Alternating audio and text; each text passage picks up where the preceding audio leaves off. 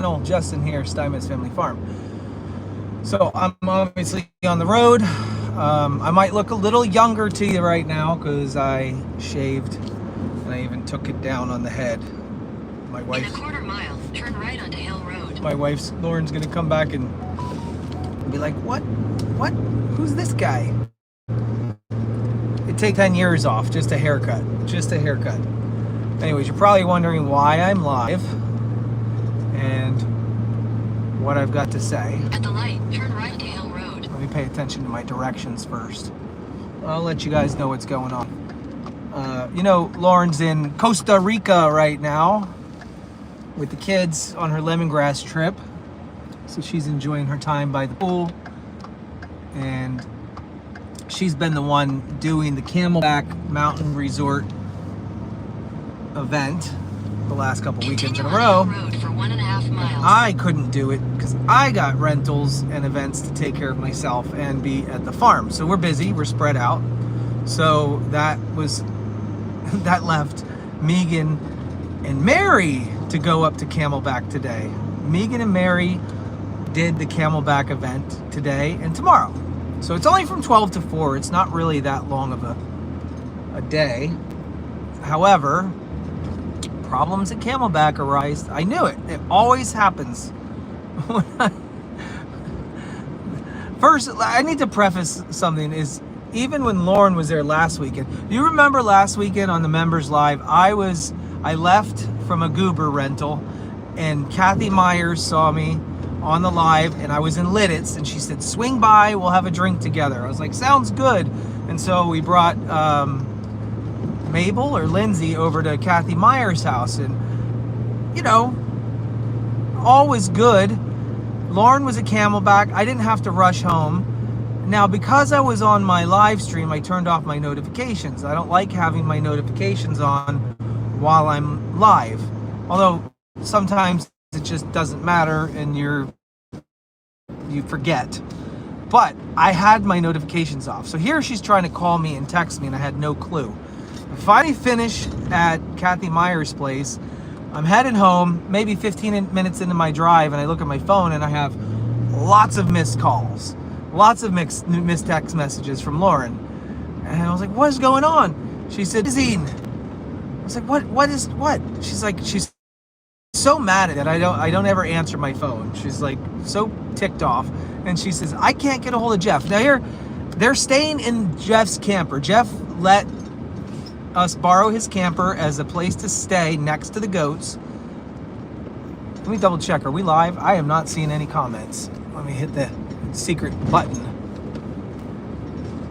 Just say yes, live. Just so I know I'm not talking to myself. I'm on the back roads of Pennsylvania heading home.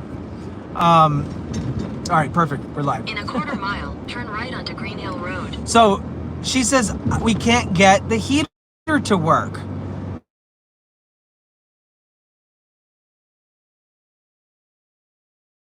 I'm like, "I can try, but I've never seen this camper." Take the next right onto Green Hill Road. I've never seen this camper. This camper in all my, it just probably doesn't even exist. So I don't know about the mechanics of this camper. I don't know how the heater works. I don't know how the air conditioner works. For 3 miles. I don't know how the power works, nothing. So I'm trying to walk her through how to get this thing working, and she's mad at me. So we're back and forth bantering on the phone about turning the valves on and which way's open and closed and finding a breaker. Eventually, I can't help her anymore. And I tell her, I'll just stop at Jeff's because Jeff's not answering his phone. Mary's not answering her phone. And I decide I'm going to drive to Jeff's house. So I drive to Jeff's house. It's like 11 p.m. And this is where it gets strange. I say, "I don't want to go knock on the door in the middle of the night. That seems too weird. Like, it's late. I didn't want to wake everybody up. I'd rather just wake Jeff up." So I know which room Jeff sleeps in. So I go up to his window and rat-a-tat-tat-tat-tat, I start rapping on his window. And I hear a groggy Jeff, "What do you want?" I'm like, "It's your boyfriend. Open up." And so eventually he makes his way to the door. And I said, "Listen, Lauren's been trying to reach you. I've been trying to reach you. We try to reach Mary. Nobody's answering their phone. The girls are freezing. They're in the mountains and they can't get your camper to work." So ensues a 30-minute diagnosis on how to get heat working. Finally worked through it all. So that all leads up to today. Mary and Megan taking over at Camelback. So Mary and Megan are at Camelback, and I knew things couldn't go off without a hitch. There has to be something that goes wrong. So I get a text message from Megan. We have no power. Do you know how to help me out? I'm like, I've never seen this camper. I don't even know I don't know anything about it. I'm sorry, you're gonna have to call Jeff. Here's where it gets funny. Same thing. Jeff's not answering. Okay. Most likely Jeff has his notifications off too, because he was on a live. So Jeff has his notifications off and they can't get a hold of him. Now they're stuck without power. So now they have no air conditioning because they're hot. So I tried Jeff and put them in touch with each other. I send them Mary's number. I don't know. I'm at an event while I'm trying to make this go down and work. And eventually I just put the ball in Jeff's court. It's up to him to talk to the ladies on how to get everything fixed. All right. I'm at my event. I finished up. I wrap up. I'm driving home. This just happened 5 minutes ago. My phone rings. It's Mary Stetler. Mary says to me, Jay, you need to do me a huge favor. I'm like, what? You need to call Jeff and tell him that he's don't drive to Camelback. I'm like, what? Why would he drive to Camelback? Because here apparently trying to get the girls to figure out how to turn on the electricity, they tripped on the ski lift. Because the way they got the power working is there's an electrical panel at the ski lift in the doors. And Jeff's got them walking through there, tripping breakers and doing things to try to get, but they're no help because he's like, what did you press? What did you touch? I don't know. They don't know what's going on. He doesn't know what's going on. Mary's telling me he's leaving the house, driving to Camelback because he has to help them shut off the ski lift and get the power back. Can you imagine this? Can you imagine Megan and Mary at Camelback Mountain Resort with a ski lift running and they're trying to figure out the power and Jeff deciding just gonna hop in the truck and leave. So Mary asked me to please tell Jeff not to go because they can just call maintenance. And that's what I said. I said, just call maintenance. Just call Jeff, please. I said, I'll call Jeff. So I get off with Mary. I call Jeff. I'm like, Jeff, what are you doing? Well, they got the ski lift running and they got no power and they're tripping stuff. And it's like, I can't help them without being there. Turn left onto Pennsylvania 100 South. So I'm like, Jeff, they can call the maintenance people. It's not your job to go up and shut the ski lift off, right? I can just imagine them kicking the ski lift into second gear with, you know how when it comes around the corner and the seats are flying up and people are falling off the ski lift? Yeah. Well, so I'm telling Jeff, just don't go. It's like I'm trying to talk him off the ledge. Let the girls figure it out. We knew something was going to happen. We knew that something might happen at Camelback. Let's just let them ride it out. They'll figure it out. They can call for help. That's when Jeff drops the bomb on me. No, Dina, you can make this stuff up because he did make this up. It was a big hoax. It was a joke. There was no ski lift running. He did troubleshoot with them for half an hour on the breakers and had them walking around from outlet to outlet with coffee pots trying to check things out. But no, he did make this up. And Mary was in on the practical joke. But here's the funniest thing of all. And you will probably agree with me. This is the funniest thing of all. I not once questioned whether or not it was a true statement that the ski lift was running. I never once questioned that because I expected something like that to happen anyways. So in my mind, I'm like, okay, of course that happened. Why wouldn't it? But not once did I question that's not real. I mean, it was so far-fetched, but it's Megan and Mary running Camelback. Of course something should happen. No, they did make it up. They played a big practical joke on me and I bought it. Hook, line, and sinker. They made it up. Although it probably is going to happen tonight anyways. I guarantee it. I mean, in the moment, and this is how sick and twisted my brain is for content. In the moment, I thought about calling Megan or Mary and say, "Go live. What are you doing? Are you recording? You need to take content of this." But I didn't, because he dropped the bomb on me. That was just a made up fabrication. He wasn't too far off though. But no, realistically, they did have electrical problems. They couldn't figure out. Turns out somebody else shut the breaker off to the camper. So I'm near your house, Cindy. Really? I'm passing Brookside Monastery School right now, in Washington Bar and Pub. In a quarter mile, turn right onto Mill Street. They got a fast one on me, and I figured I had to share that content because I think it was hilarious. Kudos to Jeff, kudos to Mary for getting me hook, line, and sinker. But if it were anybody else or any other scenario, that story is so far-fetched that you wouldn't believe it. You wouldn't believe that story any other time, any other place, with any other people. Oh gosh. So yeah, they've got their air conditioning and their heat now. I know where I'm at. I can shut my GPS off now.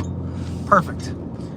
So yeah, I'm just leaving Quakertown. Normally, obviously, I go to Quakertown for the vet, but this time was not for the vet. It was for an event that I was at, and it was good. It was just a 2-hour little event.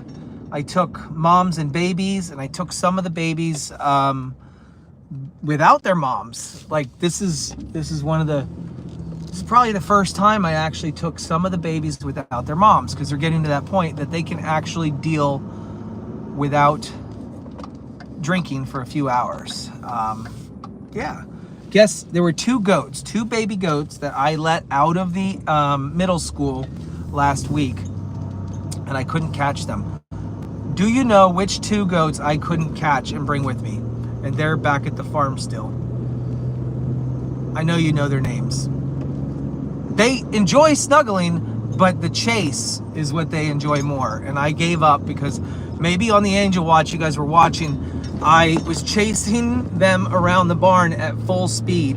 I was literally sprinting up and down the barn trying to get them. No, Evie will follow you anywhere. Evie will come right to you. No. Hef and Bunny. I ended up catching Hef and Bunny. But no, it wasn't Hef and Bunny. Peter and Katie, yes. Peter and Katie. Those suckers, man, they put me on the run.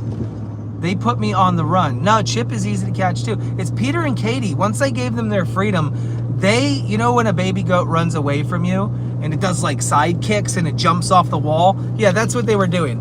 And at one point I thought I had him cornered. Running into the barn, I got him scared. I was like, if they can get into the barn, that'd be so much better. There's a lot of corners and nooks and crannies I could pin him against. Or a group of goats. It's always fun to take and pin other goats up against a group of goats, because then they can't escape and you catch them. Yeah, we ran through the barn door. I dove. I had my hand on each one of their backs, but there was nothing to grab hold of, and they were gone. So I finally gave up. Before I threw my knees out, I finally gave up. And Peter and Katie didn't come, but pretty much everyone else did except Reese and Reese's Cup. I left them because little Reese's Cup had some diarrhea, and I didn't want to put that all over everyone. So, yeah, it's 7 o'clock, and I'm headed home back to the farm, and I would be reading your comments a lot more, but obviously I'm driving. So if I gave you too much focus on here... remember, it's cute, then it's okay. Yes.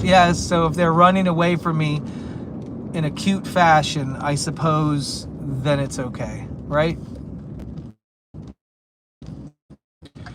Oh my gosh, I can't get it out of my mind that I really just wanted to see a video running.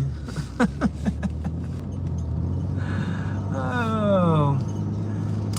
This is Pennsylvania for you guys that live out of the country or out of state. This is what it looks like out in farmlands. You know, they call it the rolling hills of Pennsylvania. Take a look. It's beautiful.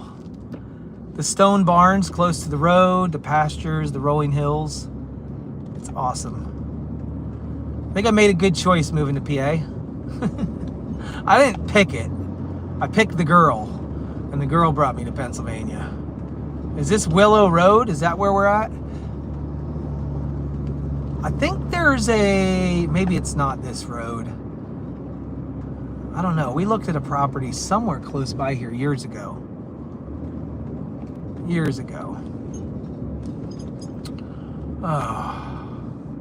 Oh, I'm only doing, well, I have a trailer. That's the nice thing about driving a trailer full of goats. I never speed. I always take my time. I'm always late. I always buffer myself an extra 15 minutes anywhere I'm going.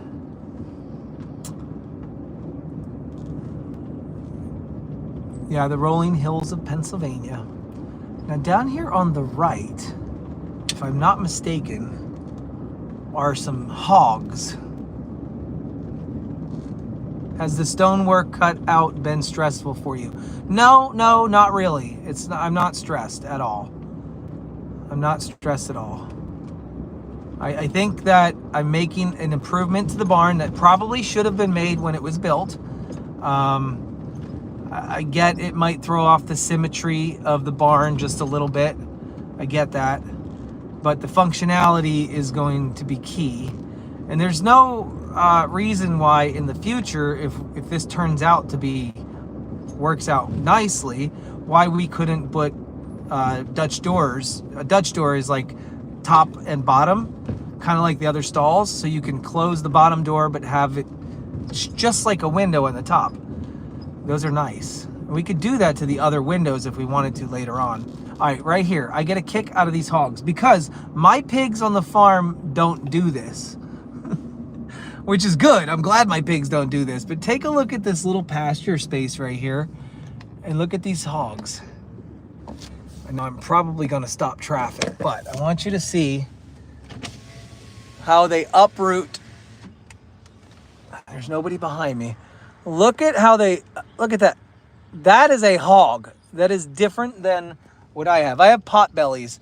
I don't know what kind these are, but they put them in here to purposely rip up the pastures because that's what hogs are for.